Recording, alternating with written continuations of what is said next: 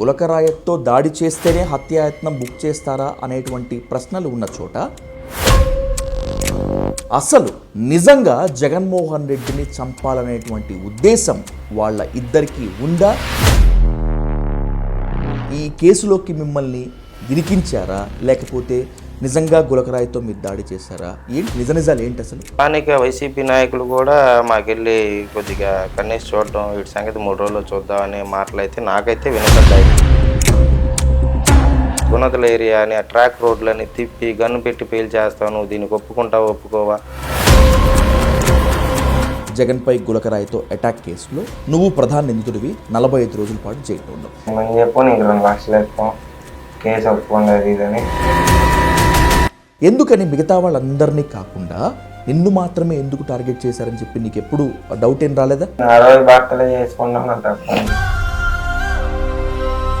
బోండా ఉమానే మిమ్మల్ని ప్రేరేపించి ఎందుకు కొట్టించి ఉండకూడదనే అనుమానం ప్రజల్లో కూడా కలిగింది. నేను బయటకు వచ్చినప్పుడు కూడా ఒక నిజం తెలుసుకున్నానండి. వాడు ఇక రాడు, మర్చిపోండి అంటే ఎంత ప్రీపీడ్గా చెప్పుకుంటారని వీళ్ళు. గిరిగిరి మెల్ల మీద పెట్టి షూ పెట్టి పొద్దడం, ఇక్కడ ఈ సైడు ఏదో మన ప్లాస్టిక్ పైప్ లాగా ఉంది, దాన్ని పెట్టి మోకాల మీద పీకడం. నైట్ 12 గంటలకి 3rd డిగ్రీ ఇవ్వడం స్టార్ట్ చేశారు. చెక్క బల్ల లాంటిది ఉంది, దాని మీద బోర్లు పనుకోబెట్టి కాళ్ళు చేతులు కట్టేసి అరికాళ్ళు కోటింగ్. బయటికి వచ్చిన తర్వాత టీడీపీ నేతల తీరు, కూటమి నేతల తీరు ఎలా ఉంది అసలు? పార్టీకి గెలవక ముందు ఒక తీరులాగా ఉందండి.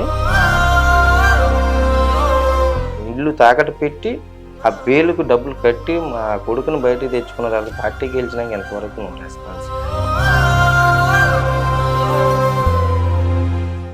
ఆరోపణలు ప్రత్యారోపణలు ఎలా ఉన్నప్పటికీ 307 అంటే హత్యాయత్నం కేసు బుక్ చేశారు. గులకరాయితో దాడి చేస్తేనే హత్యాయత్నం బుక్ చేస్తారా అనేటువంటి ప్రశ్నలు ఉన్న చోట అసలు నిజంగా జగన్మోహన్ రెడ్డిని చంపాలనేటువంటి ఉద్దేశం వాళ్ళ ఇద్దరికీ ఉందా? అసలు ఏం జరిగింది, ఎవరు దీని వెనకాల ఉన్నారు అనేటువంటిది ఇప్పటికే $1 మిలియన్ ప్రశ్నగా మిగిలిపోయినటువంటి నేపథ్యంలో ఈ గులకరాయి దాడి కేసులో నిజాల్ని డిస్కస్ చేసేందుకు ఆ కేసులో తీవ్ర చిత్రహింసలు అనుభవించినటువంటి వేముల దుర్గారావు, అలాగే A1గా ఉన్నటువంటి వేముల సతీష్తో మాట్లాడదాం. నమస్తే అండి. నమస్తే.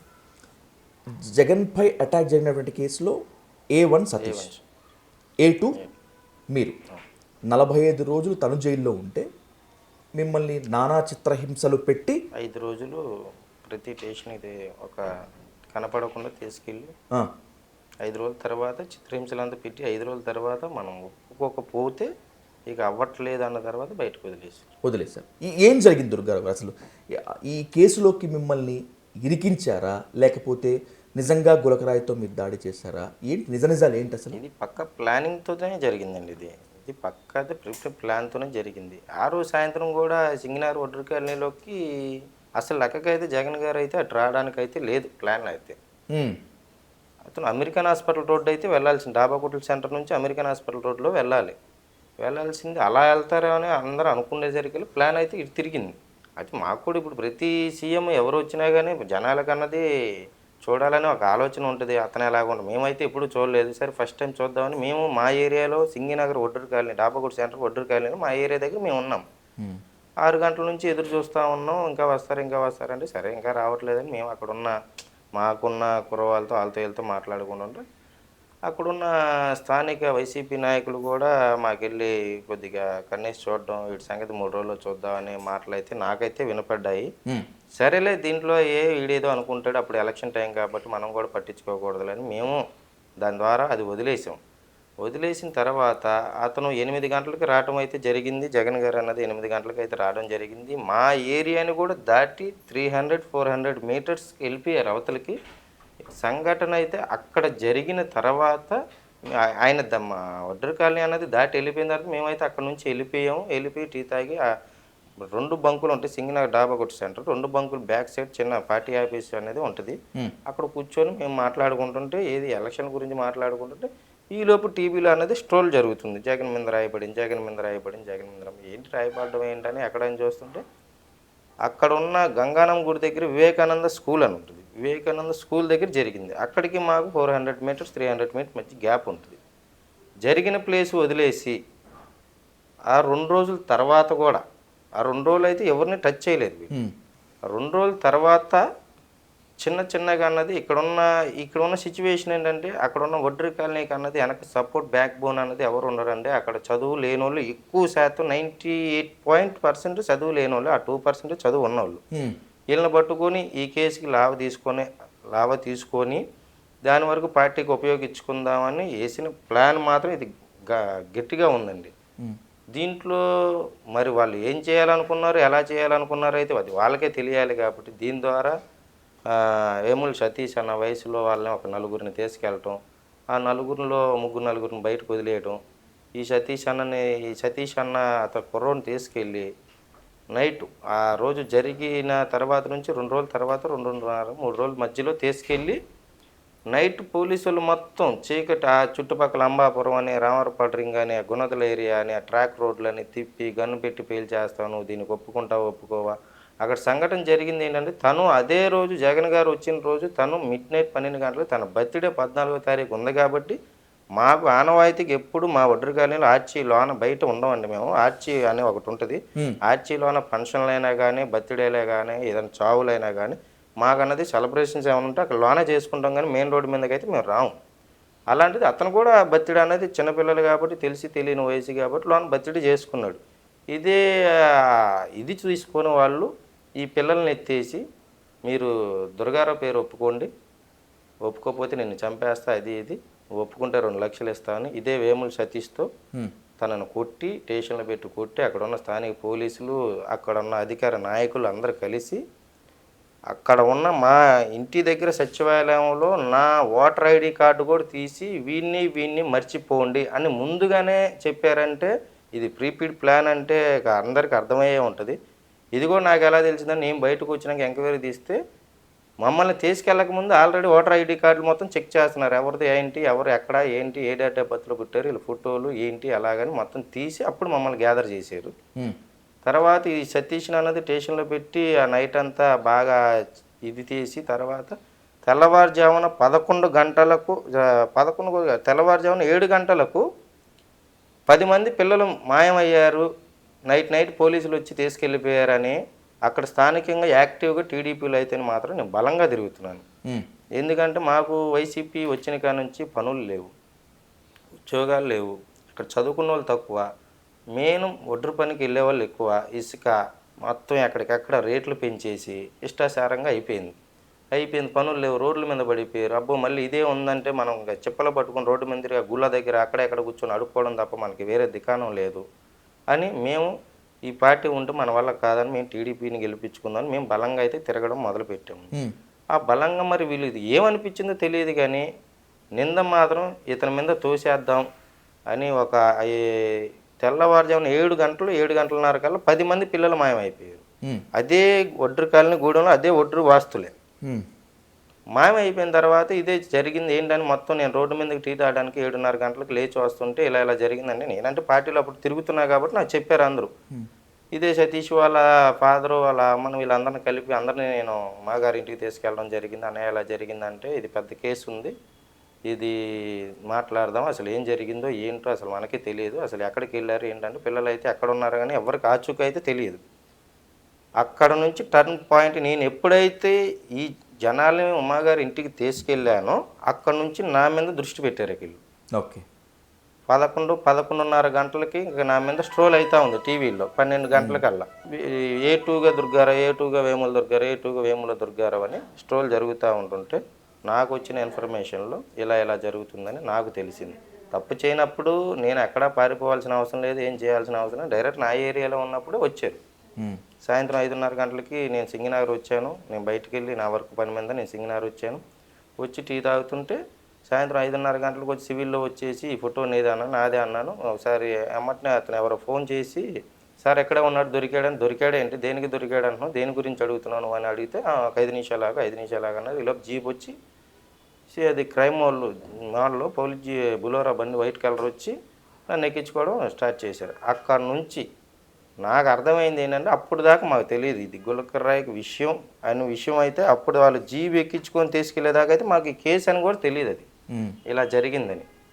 తీసుకెళ్ళిన 2 గంటల దాకా విషయం చెప్పకుండా కూర్చో సార్లు వస్తారు, వాళ్ళు వస్తారు, వీళ్ళు వస్తారని దగ్గర ఏజీపీ, డీజీపీలు, ఏమో రకరకాలు వస్తున్నారు, సివిల్లో వస్తున్నారు, వాళ్ళు అంటారు, వీళ్ళు అంటారు, ఎందుకు చేసావు, ఇది చేసావు, అది చేసావు అని. దేనికి మాట్లాడి దేనికనగా ఇక్కడ నన్ను టార్చర్ పెట్టడం మొదలుపెట్టారు. రైట్.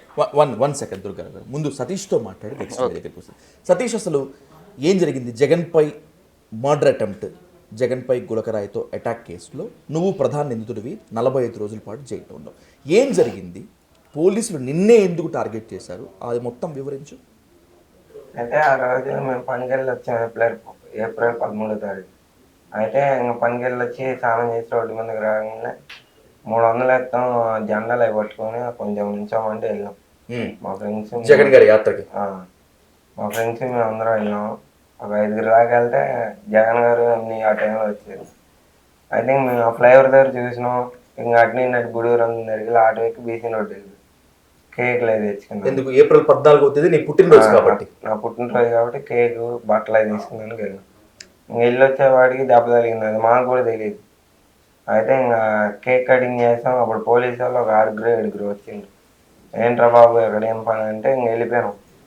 వెళ్ళిపోయి 2 రోజుల తర్వాత కూడా పనికి వెళ్ళి వచ్చి పనుకున్నాను ఇంట్లో. నేను నైట్ 11:30కు ఇంట్లోకి వచ్చేసి మా అమ్మ నాన్నకి అది ఇది అని చెప్పి పోలీస్ స్టేషన్ తీసుకెళ్ళకుండా అటు అమ్మపురం సైడ్ గొనగల వైపు అటు తీసుకెళ్ళి గన్లు అవి పెట్టించి నువ్వు జగన్ ఎందుకు కొట్టావు అది ఇది అని కనిపించేసి మాట్లాడుతాను. పోలీసులు వాళ్ళంతా యూనిఫామ్ వేసుకుని ఉన్నారా? సివిల్స్ లో వచ్చారు. ఓకే. అప్పుడు కింద తెచ్చి జీబులో నెట్టేశారు. ఏంటి సార్ అంటే ఏం మాట్లాడకుండా కార్లో ఎక్కించుకొని తీసుకెళ్ళింది. అది తీసుకెళ్ళి గన్లు అవి పెట్టించి కేసు ఒప్పుకో అది ఇది అంటారు. సార్ నేను అసలు కొట్టలేదు సార్, నన్ను ఏం సార్ నిద్రపోయామని తెచ్చేలా అంటుండ్రు. అంటే నువ్వే కొట్టావు మాకు తెలుసు, మీ ఫ్రెండ్స్ వీళ్ళందరూ చెప్పిండ్రు అని అది ఇది అని చాలాసేపు ఇబ్బంది పెట్టి పోలీస్ స్టేషన్ సార్ మా అమ్మ నాన్న బలవండి సార్ ఇంటికి వెళ్ళిపోతున్నాను ఎదురవుతుందంటే ఇంకా అక్కడి నుండి 1 టౌన్ పోలీస్ స్టేషన్ తీసుకెళ్ళి ఆడ ఒక అరగంట పనుకోబెట్టారు. లేపినాక పొద్దున్న పోలీసు వాళ్ళు పెద్ద సార్ వాళ్ళు వచ్చారు. నా ఫోన్ తీసుకొని ఫోటోలు అయినాక బోండమ్మతో సెల్ఫీ ఫోటో దిగాను. నువ్వు ఎందుకు బోండమ్మ గారు ఎందుకు నువ్వు సెల్ఫీ ఫోటో దిగావు? నువ్వు టీడీపీ పార్టీలో పనిచేస్తావా లేకపోతే ఆయన అంటే నీకు అభిమానమా? మామూలుగా సరదాగా దిగాను. ఆ రోజు దొరకరాని అన్న మా వడ్రు కాలనీలో మీటింగ్ పెట్టినాం.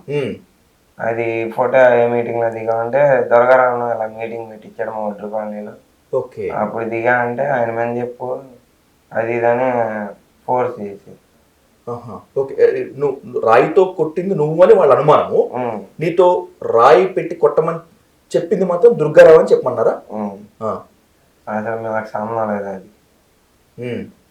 3 స్టార్ సార్ అయితే ఆయన మంది చెప్పు నీకు 2 లక్షలు ఇస్తాం కేసు ఒప్పుకోండి అది ఇదని ఒప్పుకోమని చెప్పి. ఎవరి మీద చెప్పమని?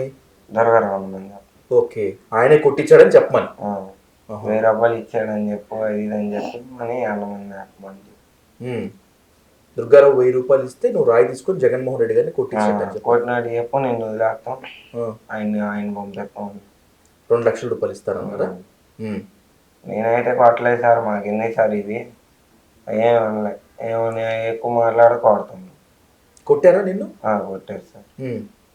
నేరం ఒప్పుకోమని చెప్పి నేనే కొట్టాను చెప్పని నేరం మేమైతే కొట్టలేదు సార్. కొట్టిన వాళ్ళు ఎవరో పట్టుకోకుండా మమ్మల్ని ఏం చేస్తాను.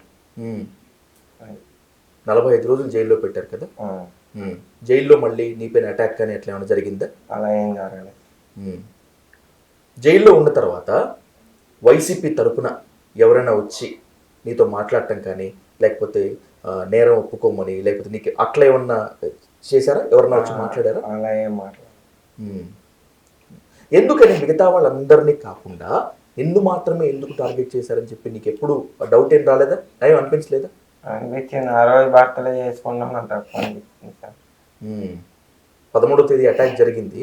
13వ తేదీ అర్ధరాత్రి మీరు పోయి కేక్ కోసుకున్నారు అన్నారా పోలీసు వాళ్ళు? మీరు జగన్ మీద అటాక్ చేశారు కాబట్టి మీరు కేక్ కోసుకున్నారా అని చెప్పి?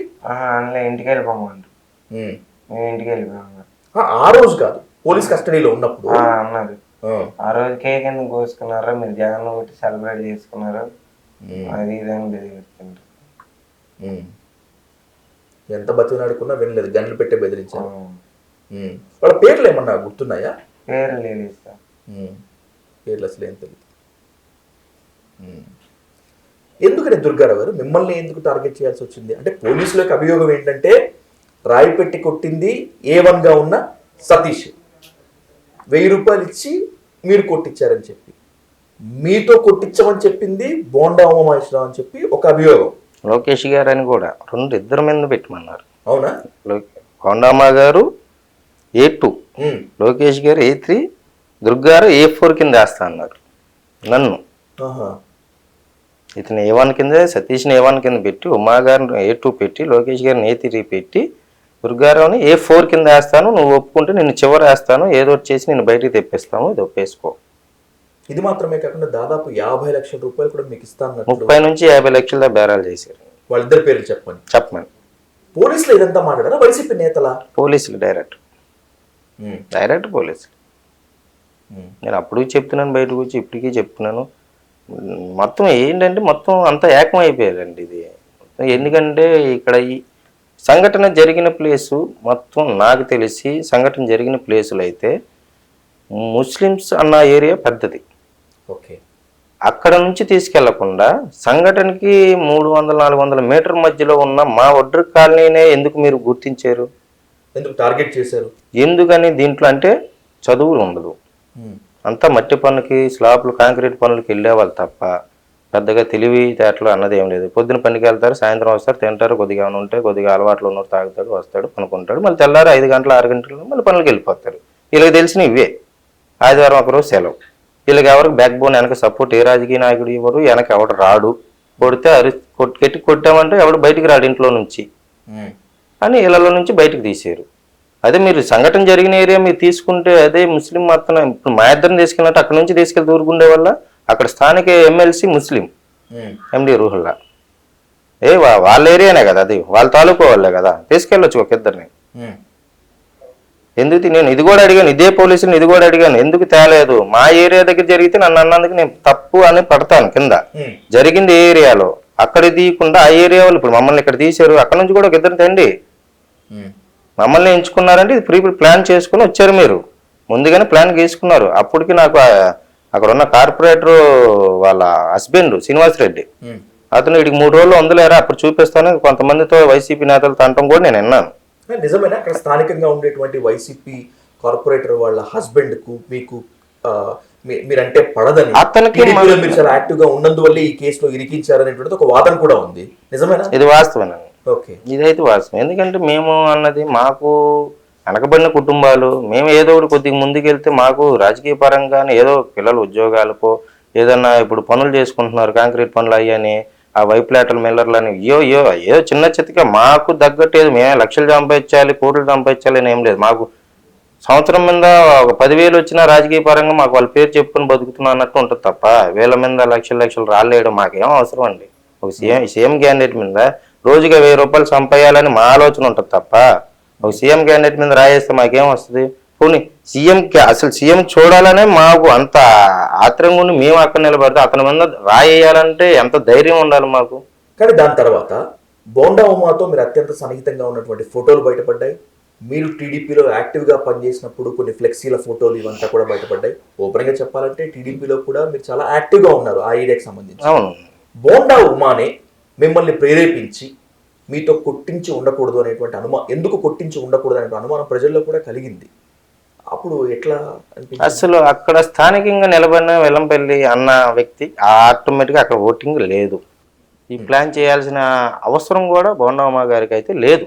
ఎందుకంటే అక్కడ ఉన్న సెంట్రల్ నియోజకవర్గం మొత్తం బోండా ఉమా గారు 30 వంతు అతనికి ఇదిగానే ఉంటుంది తప్ప వేరే రకంగా అయితే ఉండదు. ఎందుకంటే ప్రతిది అన్నది ఏదైనా కానీ చేయడానికి, ఎదురు తిరగడానికైనా కానీ, ఏది చేయడానికన్నా జనాల కోసం కేవలంగా ఉమా గారు అక్కడ నాకు తెలిసి సెంట్రల్ నియోజకవర్గం గురించి చెప్తున్నానండి. పార్టీకి సంబంధం లేకుండా ఏదైనా చేస్తాడు అంటే మాత్రం ఆ ఎమ్మెల్యే తప్ప ఏ పార్టీ వాళ్ళు అయితే ఇప్పటిదాకా చేసింది లేదు, చూసింది లేదు. అందుకని అతనికి ప్రజల్లో అంత ఆరాధన ఉంది, అక్కడ ఉంది కాబట్టి ఎల్లంపల్లి పెద్ద విషయం కాదు, అని చేపియాల్సిన అవసరం కూడా లేదు. వేముల సతీష్ చేతిలో వేముల దుర్గారావు అంటే మీ పేరు ఖచ్చితంగా చెప్పాల్సిందే అని పట్టారు పోలీసులు అంటే టీడీపీలో యాక్టివ్గా వైసీపీకి వ్యతిరేకంగా ఉన్నందుకేనా, లేకపోతే మరి ఇంకేదైనా కారణం ఉందా? టీడీపీకి వైసీపీకి వ్యతిరేకంగా ఇప్పుడు యాక్టివ్గా అక్కడ తిరుగుతున్నాం కాబట్టి అదొక దారి ఉందండి. ఇంకోటి ఏంటంటే అక్కడ ఏదన్నా ఇప్పుడు కొంచెం గట్టిగా మాట్లాడేది మా అన్న తమ్ముళ్ళని తప్ప ఎవరూ లేరు. మా వాళ్ళకి ఇది ఎందుకు చేయట్లేదు, మీరు గెలిచారు ఇప్పటి వరకు ఎందుకు పట్టించుకోవట్లేదని ఒకటికి రెండుసార్లు మేము అడిగాము. కార్పొరేటర్ని, ఎమ్మెల్యేని, వాళ్ళందరూ అడుగుతాం. మేము మొహమాటం లేకుండా అడిగాల్సిందే. మేము చదువుకున్నాం కొంచెం గొప్ప. ఇప్పుడు అక్కడ 10 మందిలో ఒక్కలే చదువుతారు, మిగతా 9 మంది పనికి వెళ్ళేవాళ్ళే. గట్టిగా మాట్లాడేమని గొంతు నొక్కాడు. ఓకే, అలా జరగడం 2-3 సంఘటనలు జరగడం జరిగింది. ఇప్పుడు టీడీపీలో కొద్దిగా బాగా యాక్టివ్గా ఉన్నాడు. రేపు మనకి ఇతనితో ఇబ్బంది, ఇతన్ని ఇప్పుడే అప్పటికి కూడా ఇతన్ని ఇప్పుడే మూసేద్దాం అన్నది వీళ్ళు ఫిక్స్ అయిపోయారు. నేను బయటకు వచ్చినప్పుడు కూడా ఒక నిజం తెలుసుకున్నానండి. బయటకు వచ్చిన తర్వాత కొన్ని నాకున్న కుర్రోళ్ళు నాకుంటారు, ఎంక్వైరీ తీస్తే వాడికి రాడు మర్చిపోండి అంటే ఎంత ప్రీపీడ్గా చెప్పుంటారండి వీళ్ళు. అంటే మిమ్మల్ని బయటికి ప్లాన్గా రాకుండా ఇంకేదో చేద్దామని మా ఫ్రెండ్స్తో ఆ అవతలోళ్ళు కానీ ఆ చుట్టుపక్కల ఏరియా వాళ్ళు కానీ చెప్పటం, ఆ పార్టీ నాయకులే కానీ వాడు ఇక్కడ రాడు అంటే ఈ వేముల దుర్గారావు అన్నాడు బయటికి రాడు, మీరు మర్చిపోండి తననే. నేను లోనికి వెళ్ళిన తర్వాత ఒకవేళ బోండా ఉమాకి లోకేష్కి వ్యతిరేకంగా వాళ్ళే చేయించారు అని చెప్పి కనుక సాక్ష్యం చెప్పుంటే వచ్చేసి ఉండేవాళ్ళేమో కదా. వచ్చి వాళ్ళు ఇప్పుడు లోకేష్ గారు చేయమన్నారు, ఉమా గారు చేయమన్నారు అని ఒక మాట చెప్పమని చాలా ఫోర్స్ మీద ఫోర్స్ చేశారు. కొట్టడం కానీ అబ్బో వాళ్ళ రకాల చిత్రహింసలు 3rd డిగ్రీలు అని అయ్యని వాడు ఏ రకరకాల బట్టలు ఎప్పుడు తీసి ఇంకా చేయాల్సి. నాకు తెలిసి దుర్గారావు గారు మిమ్మల్ని అత్యంత దారుణంగా వేధించారు, చిత్రహింసలు పెట్టారు, పోలీస్ స్టేషన్లకి తిప్పుతూ 3 రోజుల పాటు అసలు మనిషి అనేటువంటి వాడిని ట్రీట్ చేయకుండా ఆ స్థాయిలో ట్రీట్ చేశారు అనేటువంటిది నాకున్నటువంటి ఒక ఇన్ఫర్మేషన్. నిజమేనా అది? నిజమేనండి. బాగా టార్చర్ చేశారు. ఫస్ట్ తీసుకెళ్ళిన రోజు నైట్ 11 దాకా అయితే మామూలుగా 8-9 గంటలకైతే మరి ఆఫీసర్ల పేర్లు అయితే మనకు తెలియదు, వాళ్ళు ఏ పోస్టులో అయితే తెలియదు, వస్తున్నారు. సివిల్ మొత్తం సివిల్లోనే ఉన్నారు. క్రైమ్ బ్రాంచ్ మరి ఏంటో తెలియదు కానీ మొత్తం సివిల్లోనే ఉన్నారు. ఇష్టాచారంగా అడుగుతున్నారు. ఎగిరి మెల్ల మీద పెట్టి షూ పెట్టి పొద్దడం, ఇక్కడ ఈ సైడు అదేదో మన ప్లాస్టిక్ పైప్ లాగా ఉంది దాన్ని పెట్టి మోకాల మీద పీకడం. ఇది స్టార్టింగ్ చేశారు. ఓకే, స్టార్టింగ్ ఈ మా సతీష్ని తెచ్చి ఎదురు పెట్టించి నువ్వే కొట్టిమన్నావు కదా అని ఇతను ఫోర్స్ చేయబడి ఏడుస్తూ నాకు చెప్పాడు, అన్నయ్య నేను ఏం చేయలేను అన్నయ్య వీళ్ళు చూడని అని చెప్పేసి వెళ్ళిపోయాడు ఎమ్మటనే. నాకు అప్పుడు వెలిగింది పాయింట్, ఇక్కడ కావాలని చేస్తున్నారు. ఆడు ఎప్పుడైతే వెళ్ళిపోయాడు కావాలని అన్నయ్య ఏడ్చుకుంటూ చెప్పుకుంటూ వెళ్ళిపోయాడు. ఆ రోజు నుంచి స్టార్టింగ్ రోజు ఇది నైట్ 9 గంటలు. ఆ రోజు నన్ను తీసుకెళ్ళింది సాయంత్రం 6 గంటలకి, అయితే నైట్ 9 గంటలకి జరిగింది. ఇక వీడు నాకు హింట్ ఇచ్చేసాడని వాళ్ళకి అర్థమైపోయింది, నాకు అర్థమైపోయింది. నైట్ 12 గంటలకి 3rd డిగ్రీ అవ్వడం స్టార్ట్ చేశారు. తీసుకెళ్ళిన నైటే 12 గంటల నుంచి 1:30 వరకు 3rd డిగ్రీ ఇస్తానే ఉన్నారు. ఏం చేశారు? ఈ బల్ల, అది చెక్క బల్ల లాంటిది ఉంది, దాని మీద బోర్లు పనుకోబెట్టి కాళ్ళు చేతులు కట్టేసి అరికాళ్ళ కోటింగ్, బ్యాక్ సైడ్ వాటి మీద పైపులు కర్రలు పెట్టి కొట్టడం, లబ్బర్లు ఉంటాయి కొట్టడం, కళ్ళకు గంతులు, నోటి ఇదేంటి మన క్లాత్ కట్టేయడం అరవనేయకుండా. ఆ నైటు ఆ ట్రీట్మెంట్ అయిపోయింది. మళ్ళీ తెల్లారి మళ్ళీ నైటు 12 గంటలకి స్టార్ట్ చేస్తున్నారు. నైట్ 12 గంటలకి పగలంతా ఏం మాట్లాడలే, ఇంటర్గేషన్ తీసుకుంటున్నారు, ఎవరెవరు వస్తున్నారు, ఏదేదో మాట్లాడుతున్నారు, కొద్దిగా దెబ్బలు పడుతున్నాయి తప్ప నైట్ 12 గంటలు మాత్రం ఈ స్టార్ట్ అవుతున్నాయి. తర్వాత 2 రోజులు ఇక్కడ ఉంచారు. 2 రోజుల తర్వాత మన మైలవరం ఈ క్రైమ్ బ్రాంచ్ తాలూకా వాళ్ళు మైలవరం స్టేషన్కి తీసుకెళ్ళి.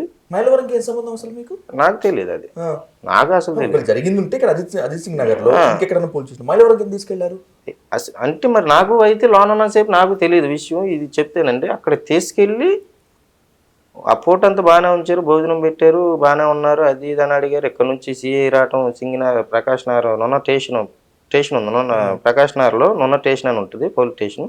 అతని నుంచి అక్కడ నుంచి సిఐ రావటం, ఎందుకురా మనకి ఎందుకు ఇవన్నీ ఒప్పేసుకుంటే బయటపడిపోతావు కదా ఇది అంటే, నేను చేయని తప్పుకైతే నేను ఒప్పుకోవాల్సిన అవసరం నాకు లేదు, చావనేం చేస్తాను, ఏం చేస్తారు మా అని తీసుకెళ్ళి ఇంటికాడ పడేస్తారు. నేను తప్పు ఒప్పుకున్నాను, ఇక్కడ నేను చేస్తే నేను ఒప్పుకున్నా బాధపడలేను, బాధపడతాను అవసరం అయితే.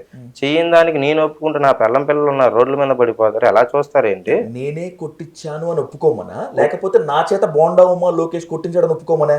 వీళ్ళిద్దరు పేర్లు చెప్పి వాళ్ళు నన్ను చేయమన్నారు, నేను చేయించాను. ఓకే. లోకేష్ గారు ఉమా గారు చేయమన్నారు, నేను చేయించానండి, వాళ్ళు నాకు డబ్బులు ఇచ్చారు అన్నట్టు చెప్పమని.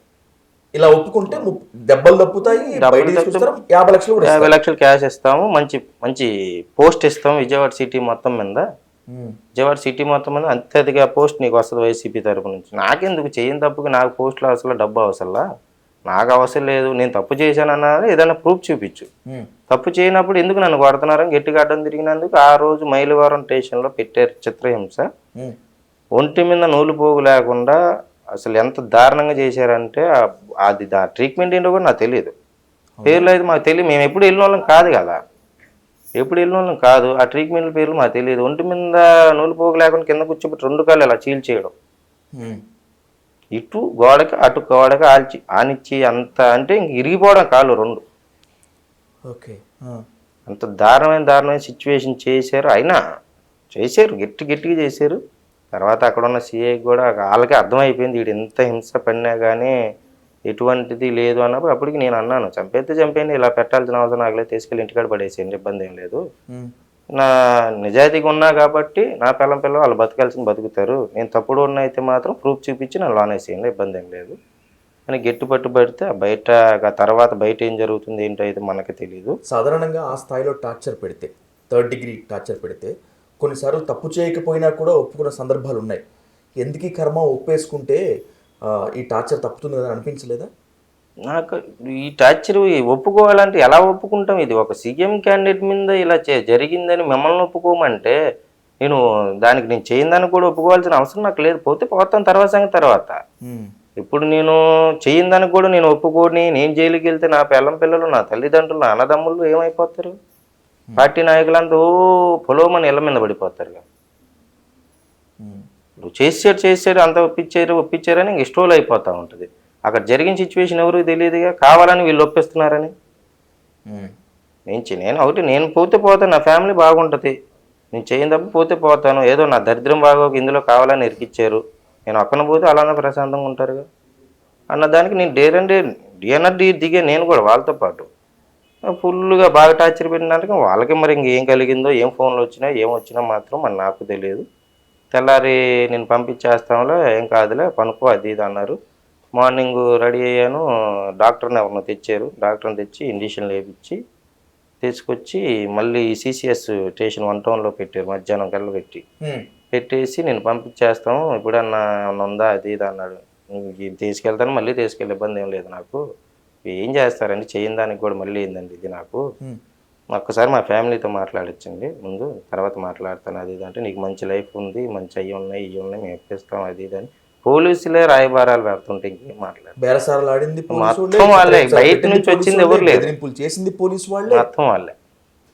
పోలీసు వాళ్ళు బేరం ఆడుతుంటే బయటపడతాను అనుకున్నారా? అంత చిత్రహింసలు పడింది. నేనైతే నా తెలిసి అయితే మొత్తం మీద దేవుడి మీద భారం వేసి వదిలేసా. ఉంటే పోతాం తర్వాత పెట్టినంత వరకు ఓపిక ఉన్నంత వరకు తట్టుకుంటా, ఓపిక లేకపోతే ఏదో చేసి నేను మనేసాను. వాళ్ళని కూడా అన్నాను, నాకు ఇక ఓపిక నశించిందంటే ఏదో వేసుకుని ఇక్కడ ఏదో పొడుచుకొని చచ్చిపోతానని కూడా డైరెక్ట్ చెప్పేసి వాళ్ళకి. అదే 3 సీఏలకి బాగా తెలుసు ఆ మాట. ఓకే. అక్కడ ఉన్న కర్రలో కొన్ని ఇరిగిపోయినా అదే కర్ర పెట్టి నేను ఎక్కడో అక్కడ పొడుచుకొని చచ్చిపోతానని చెప్పేది. కానీ వాళ్ళకి అర్థం అయిపోయింది సినిమా. అప్పటి నుంచి ఇక పట్టుకోలే నన్ను. ఈ కేసులో ఇప్పటికీ నాకు కూడా అంత చిక్కని ఆశ్చర్యకరమైన విషయం ఏంటంటే, పోలీస్ స్టేషన్లో మార్చి మిమ్మల్ని చిత్రహింసలు పెట్టారు, నేరం ఒప్పుకోమని చెప్పి వేధించారు, బతిమిలాడారు, బేరసారాలు ఆడారు, మీరు లొంగలేదు. కట్ చేస్తే మీ మీద నో ఎఫ్ఐఆర్, అంతే కదా? అంతే, నో ఎఫ్ఐఆర్. మిమ్మల్ని ఏటుగా చేర్చుదాం అనుకున్నారు, ఇప్పటికీ ఆ కేసుతో మీకు సంబంధం లేదు, ఎఫ్ఐఆర్ లేదు. ఇది ఎలా సాధ్యం అసలు? ఇది ఎట్లా అయింది? ఇది వాళ్ళకి తగ్గట్టు లేను కదా నేను, వాళ్ళకి తగ్గట్టు లేను నేను, వాళ్ళకి తగ్గట్టు నేను ఉన్నాను అనుకోండి. ఇప్పుడు చిన్నపిల్లోని కాబట్టి నీకు అది ఇదని బెదిరించేసి డామ్ డిష్కి 2 లక్షలు ఇస్తా తన పేరు చెప్పే అనగా నేను చిన్నపిల్లోని కాదుగా. నేను మోటార్ ఫీల్డ్లో తిరిగినాను 13 సంవత్సరాలు. ఈ పోలీసు వాళ్ళని అందరు చూసినాను నేను. అలా ఒప్పుకునేవాడిని అయితే, వాళ్ళకి తగ్గట్టు ఉండేవాడైతే నా మీద ఎఫ్ఐఆర్ వచ్చేది. వాళ్ళ తగ్గట్టు నేను లేను కదా. దాని మీద ఏంటంటే వైట్ పేపర్ల మీద 16 పేపర్లు 15 పేపర్ల మీద సంతకాలు చేయించుకున్నారు. నేను అప్పటికి బయటకు వచ్చి కూడా చెప్పాను, ఈ వైట్ పేపర్ల మీద అన్నది కూడా సంతకాలు చేపిస్తున్నారు, అక్కడ నుంచి నన్ను పంపించేటప్పుడు దీన్ని ఎందుకు చేశారో అయితే తెలియదు, తర్వాత నా మీద కేసు పెడితే మాత్రం దీనికి నాకు ఎటువంటి సంబంధం లేదన్నట్టయితే పంపించండి, లేకపోతే ఇక్కడ కూర్చోబెట్టు. ఓకే. అన్నాను. బయటకు వచ్చి మీడియా ముందు కూడా చెప్పేసి ఇలా నాకు 15 పేపర్ల మీద వైట్ పేపర్ల మీద సంతకాలు చేయించుకున్నారు. ఉమ్. అక్కడ కట్ చేసేనా నైట్ మనకి 11, 11:30 మధ్యలో తీసుకొచ్చి ఇంటి దగ్గర మన ముందు 10:30 ఆ టైంకి తీసుకొచ్చి ఏసీబీ గారి ఆఫీస్ తెచ్చేసి మా ఫ్యామిలీ మెంబర్స్ని పిలిచి చెప్పి మా వాళ్ళతో సంతకాలు పెట్టించుకొని నైట్ తెచ్చి ఇంటి దగ్గర వదిలేసారు. ఉమ్. ఇప్పుడు మంగళవారం నైట్ తీసుకెళ్ళిన వాళ్ళు శనివారం మిడ్-నైట్ 12 గంటలకు వదిలేరు. ఉమ్. అప్పుడుదా మనిషి ఎక్కడ ఉన్నాడు ఏంటి ఎలా ఉన్నాడు ఏంటి మాత్రం ఆచూకి మాత్రం ఇవ్వలేదు. ఓకే 5 రోజులు. రైట్. దుర్గారావు గారు, వైసీపీ మిమ్మల్ని రౌడీలుగా చిత్రీకరించింది, ఇంకా చెప్పాలంటే హంతకులుగా చిత్రీకరించింది సతీష్ని మిమ్మల్ని. టీడీపీ, జనసేన లేకపోతే యాంటీ వైసీపీ మిమ్మల్ని అప్పుడు కాచుకుంది, కాపాడేందుకు ప్రయత్నించింది. బయటికి వచ్చిన తర్వాత కూడా ఈ పార్టీల తీరు, ఈ పార్టీల నేతల తీరు అలాగే ఉందా? నాకు తెలిసి అయితే మిమ్మల్ని ఎవరు పట్టించుకోకుండా వదిలేశారనేటువంటిది నా దగ్గర ఉన్నటువంటి రిపోర్టు. అది మీరు కన్ఫర్మ్ చేయాలి, ఎలా ఉంది ఏంటి అసలు? బయటకు వచ్చినాక పార్టీ గెలవక ముందు ఒక రెస్పాన్స్ ఉంది. పార్టీ గెలిచిన 3 నెలల దాకా ఓలా ఉంది. పార్టీ గెలిచి ఇప్పుడు 9 నెలలు అయింది. ఆ తీరు ఎలా ఉందంటే నాకు బాధ ముందు ఎక్కడంటే ముందు ఈ కేసు, ఈ పిల్లోడి మీద కేసు కొట్టేయాలి ఫస్ట్. దాని గురించి సతీష్ మీద. ఇది అవును, ఇంకొకటి, మీ ఇద్దరు ఇంటి పేర్లు ఒకటే కదా? ఇంటి పేర్లు బంధుత్వం ఉందా మీ ఇద్దరి మధ్య? అంటే అక్కడ ఉన్న వాళ్ళు ఏంటంటే వేముల, గుంజ అని ఇంటి పేర్లు ఎక్కువ మంది ఉంటారండి. కొంచెం బంధువులే, దగ్గర బంధువులాగా అట్లాగా కొద్ది దూరంగా ఇలాగా ఉంటాము. వడ్డర్ బస్తీ మొత్తం ఒక ఏరియా వాళ్ళగానే అన్నదమ్ముల్లాగా, ఒక ఇంటి పేరు నుంచి అన్నదమ్ములని అలా పలకరించుకుంటూ ఉంటాం. వాళ్ళ నాన్నగారు అన్న అవుతాడు, ఇతను అబ్బాయి అవుతాడు, నాకు ఓకే కొడుకు వరుస అవుతాడు. Right right. దానివల్ల ఇక ఇద్దరికి ఏంటంటే లింక్ వేస్తారు గట్టిగా. మరేంటి ఇప్పుడు ఎవరు టీడీపీ నేతలు కలిసే ప్రయత్నం కానీ, మీరు పోయి కలిసే ప్రయత్నం కానీ? మేము వెళ్ళి కలవడం తప్ప, ప్రతి నాయకులు మేము వెళ్ళి కలవడం తప్ప, వాళ్ళు వచ్చి మరి ఏం జరిగింది, ఏమైనా ఉందా ఏంటి, తను ఇప్పుడు మాకన్నా ఆర్థిక సాయం చేయకపోయినా తనకి ఇప్పుడు ఒక 5 లక్షల దాకా అయింది. బెయిల్ కానీ వాటికని వీటికని, వేముల సతీష్కి 5 లక్షల దాకా అయింది. నేను కొన్ని విషయాల్లో పోరాడుతూనే ఉన్నాము. వాళ్ళ తల్లిదండ్రులు కూడా పోరాడుతూ ఉన్నారు. ఇంకొక అతను వెంకటన్న, ఆయన కూడా పోరాడుతూ ఉన్నారు. కూలి పనులు చేసుకున్నారు. ఇల్లు తాకట్టు పెట్టి డబ్బులు తెచ్చి బెయిల్ తెచ్చుకొని తన కొడుకు కోసం ఇల్లు తాకట్టు పెట్టి ఆ బెయిల్కు డబ్బులు కట్టి మా కొడుకుని బయటికి తెచ్చుకున్న తర్వాత పార్టీకి గెలిచినాక ఎంతవరకు నువ్వు రెస్పాన్స్? సరే కేసు అన్నది అది ఇప్పుడు తేలేదు కాదు అంటున్నారు, మీరే చెప్పారు. నాయకులు 6 నెలలు పట్టిద్దో, సంవత్సరం పట్టిద్దో, 2 సంవత్సరాలు పట్టిద్దో అన్నారు. మీరు ఎక్కడ కాసుకొని చూస్తున్నారు మాకు అర్థం కావట్లేదు. మాకు అర్థమైతే దీంట్లో కావట్లేదు. ఈ వాస్తవం అయితే వేముల సతీష్కి అయితే ఆర్థిక సాయం ఇప్పుడు నా పరంగా అనుకుంటే ఒక రకంగా పార్టీ పరంగా మీరు చేస్తారని నేను చూస్తున్నాను. ఇటు లేదు. అటు పరంగా పార్టీ పరంగా కాకపోయినా మన పార్టీ గెలిచింది, మన వల్ల ఇబ్బందులు పడ్డారే, ఇంత ఖర్చు అయిందని మీరన్నా ఏదో ఒకటి ముందుకు వచ్చి సీఎం ఫండ్ రిలీఫ్ అదో ఇదో ఉంటే ఉండకుండా అయితే ఉండవు. బాబు గారు అంటూనే ఉంటారు ప్రతి కార్యకర్తకి ఇది చేస్తాం అది చేస్తాం అంటున్నారు. మా దగ్గరికి అయితే మాత్రం ఎవరైతే వచ్చింది లేదు, పట్టించుకునేది అయితే ఏం లేదు. ఇంకా నేను కాకపోతే ఏంటంటే మా ఎమ్మెల్యే గారి దగ్గరికి అయితే నేను వెళ్తాను, ఏదైనా పని కావాలో చిన్న చిత్తకంటే చెప్తాడు. ఆ విషయానికి అయితే మాత్రం నేనైతే దానికి అగ్రి ఇస్తాను. మిగతా మా ఎమ్మెల్యే గారి కింద దగ్గర స్థాయి వాళ్ళు, కింద ఉన్న వాళ్ళు ఏంటంటే వీడికి మనం చేయాలా, వీడు పెద్ద అయిపోతాడు అన్న తీరులో ఉన్నారు కింద మొత్తం క్యాడర్. సర్లే చేయగా ఆయన మెయిన్ ఎమ్మెల్యే గారు మనకి టచ్, ఈ కింద వాళ్ళతో మనకి పని లేదు. ఆయన దగ్గరికి వెళ్ళి నాకున్న ప్రాబ్లం చెప్తాను, ఇలాగనే అంటాను ఎక్కువ నేను. ఇలాగంటే సరేరా చేసుకురా వర్క్ పరంగా అయితే ఏదైనా చేసుకోమంటారు. ఈ తర్వాత ఏంటంటే సతీష్ గురించి వీళ్ళ గురించి అడిగితే మాట్లాడదాం అంటారు. ఇలాగా వీళ్ళ తల్లిదండ్రులు కూడా కలిసి చిన్నయ్య గారిని కలిసారు, ప్రజా వేదికలో పెట్టారు, ప్రజా దర్బార్లో పెట్టారు, మన హోంశాఖ పెట్టారు, లెటర్ పెట్టారని హోంశాఖ మంత్రి అనిత గారి దగ్గర పెట్టారు. సరే కేసు ఇప్పుడెలా తేలేదు కానీ పెద్ద కేసు కాబట్టి కొద్దిగా టైం పట్టిద్దేమో. మరి ఏది అన్నది మమ్మల్ని పిలిచి ఎక్కడా కన్సల్ట్ చేసి ఏంటి మీ ప్రాబ్లం, అంత చిత్రహింసలు పడ్డారు, అన్ని రోజులు జైలు చేశారు అని ఒక పార్టీ ఆఫీస్కి పిలిచింది లేదు, ఒక నాయకులు ఎవరూ లేరు, ఒక ఆర్థిక సాయం చేసింది కూడా ఎవరు లేరు. ఇదైతే మాత్రం మాకు చాలా ఇది అనిపిస్తుంది. ఎందుకంటే వీళ్ళ కోసమా మేము పోరాడింది, వీళ్ళ కోసమా మేము లోనకి వెళ్ళింది, మమ్మల్ని తీసుకెళ్ళి వీళ్ళ కోసం మేము అసలు లేని సిచ్యువేషన్లో కూడా లోన పడేసి వీళ్ళ కోసం మేము కొట్టించుకొని, వీళ్ళు చేయని తప్పు కూడా మేము చేయని తప్పు కూడా నిలబడి కొట్టించుకున్నందుకు బయటకు వచ్చినాక సిచ్యువేషన్ చూస్తుంటే వీళ్ళు మాట్లాడే మాటలకి మాకేం అర్థం కావట్లేదు. సరే ఏదో ఇప్పుడు ఇక్కడ కాకపోయినా ఎన్ని మీడియాలో ఎన్ని దాంట్లో స్ట్రోల్ అయిందే, మరి అక్కడ నుంచి పైనుంచి స్టేట్ ఆఫీస్ నుంచి అన్నా ఏదో కబురు వస్తుందేమో, ఏదో చిన్న చితక ఆర్థిక సాయం వస్తే మా వీళ్ళకి కూడా వచ్చేయి అన్నది అందిద్ది కాబట్టి వాళ్ళు కూలి పనులు చేసుకునే వాళ్ళు మేమైనా నేనా డ్రైవింగ్కి వెళ్తే నా వరకు నాకు జరిగేది. ఎల్లంది ఇంట్లో అప్పుడు బయటకు వచ్చిన దగ్గర దగ్గర 6 నెలలు ఇంట్లో కూర్చున్నాం. ఎవరు పెట్టారు మాకు? ఉమ్, వాటికి అప్పు తెచ్చుకొని వాటికి వడ్డీలు కట్టుకొని కనీసం మరి వాళ్ళకి మైండ్లో మేము ఉన్నామా లేమా అన్నది తెలియదు మాకు. ఉమ్. ప్రజా దర్బార్కి వెళ్ళారు కదా సతీష్, మీరు అమ్మా నాన్న వెళ్ళారా? నేను మా అమ్మ మా నాన్న. ఏంటి అక్కడ ఎవరు పలకరించారు, మీరు ఎవరిని కలిశారు? మేమైతే ఫస్ట్ లోకేష్ గారిని కలిసాం. కలిసి అర్జీ ఇచ్చాము. ఇంతవరకు ఏం లేదు. అది పోలీస్ స్టేషన్కి నోటీస్ పంపించారు అంతే. ఇంకా ఎవరైనా పట్టించుకోవాలి. ఎంత ఖర్చు అయి ఉంటుంది మొత్తం మీ బెయిల్కి, జైల్లో ఉన్నప్పుడు అమ్మా నాన్నకి మీకు ఎంత ఖర్చు అయింది దాదాపు? అది మనకు తెలియదండి. 5 లక్షల దాకా ఖర్చు అయింది. కోర్టు వ్యవహారాలు ఇవంతా మొత్తం అంతా కూడా.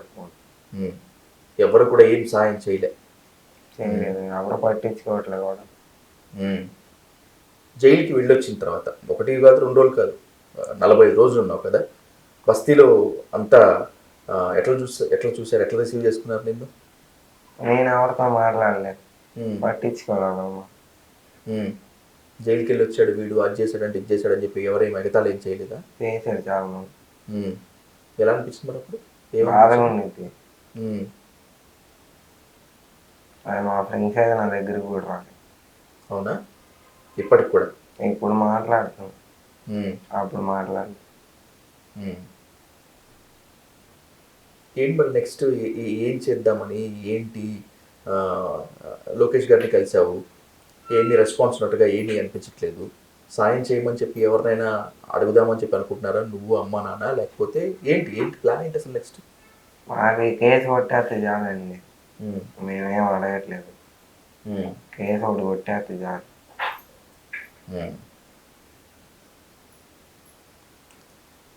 కూటమి అధికారంలోకి వచ్చి 9 నెలలు అవుతుంది. ఏ ఒక్క ఎమ్మెల్యే కానీ, ఏ టీడీపీ నేత కానీ రాలేదు. ఎవరు రాలే, పట్టించుకోవట్లేదు. మేమైనా పట్టించుకోవట్లేదు. సో కంక్లూడ్ చేద్దాం దుర్గారావు గారు, ఎందుకంటే మిమ్మల్ని ఎక్కువగా బాధ పెట్టలేను, ఇది మనం కూడా కోర్టులో ఉంది కాబట్టి ఎక్కువ కూడా మాట్లాడలేము. ఫైనల్గా సతీష్ తరపున, మీ తరపున అధికారంలో ఉన్నటువంటి నేతలకి, సమాజానికి ఏం చెప్తారు? నేతలందరికీ ఇప్పుడు మేము దీని గురించి, గులకరాయి గురించి అయితే మేము చెప్పేది వాళ్ళందరికీ తెలుసు కాబట్టి మేము ఒకటే కోరుకుంటున్నాం సార్. పైనుంచి బాబు గారి దగ్గర నుంచి కానీ, లోకేష్ గారి ప్రతి టీడీపీ నాయకులు కానీ, మనకి కూటమి నాయకులకు కానీ మేము ఒకటే అడుగుతున్నాం. మేము అంత కష్టపడింది మీకు గుర్తుందా లేదా అనేది మీకు తెలుసు, మాకు తెలుసు అన్నది మాకు తెలుసు. మాకు గెలిచిన తర్వాత ఇంతవరకు ఇప్పుడు ఒక కేసు ఒక పిల్లోడి మీద నడుస్తుంది, దాని గురించి అంటారా టైం పట్టిద్ది అంటారు. సరే, తను ఉన్నాడా, తిండా, మరి ఇంత ఖర్చు పెట్టుకొని చేశారు, వాళ్ళు కూలి పనులకు వెళ్తున్నారని ప్రతిదీ మీకు తెలుసు. తెలిసి కూడా ఒక్కళ్ళు వచ్చి కన్సల్టెన్స్ చేసింది లేదు. ఇంకోటి ఏంటంటే మన చంద్రబాబు నాయుడు గారు అంటారు కార్యకర్తలకి ప్రతిదీ. ఇప్పుడు నేనున్నాను, కొంచెం చదువుకున్నాను, నేను కూడా కొద్దిగా రాజకీయాల్లో తిరుగుతున్నాను. ప్రతిదీ కార్యకర్తలకి అయ్యని ఈ పోస్టులు, మన వైసీపీ తరపు నుంచి దెబ్బతిన్న వాళ్ళందరికీ ఈ పోస్టులు ఆ పోస్టులు ఇవ్వాలి, ఎవరికి డబ్బులు పెట్టి ఎవరికి వేరే పోస్టులు ఇవ్వకూడదని చంద్రబాబు నాయుడు గారు చెప్తా ఉన్నారు ప్రతి మీటింగ్లో. మరి మాలాంటోడికి, ఈ వడ్ర కులస్తుడికి ఇస్తారా ఇవ్వరా? నేను ఒక గులకరాయి విషయంలో 5 రోజులు చిత్రహింసలు పడి రోడ్డు మీద పడ్డాను. నా పిల్లలు మొత్తం అంతా రోడ్ల మీద పడింది. ఇలాంటిది నేను అన్నది కొద్దిగా దీంట్లో ఉంటే నా కులస్తును కూడా నేను పైకి లాక్కోగలను. లేదు, అది అక్కడ పైన మీరు చెప్తారో కింద వరకు అయితే జరగదు.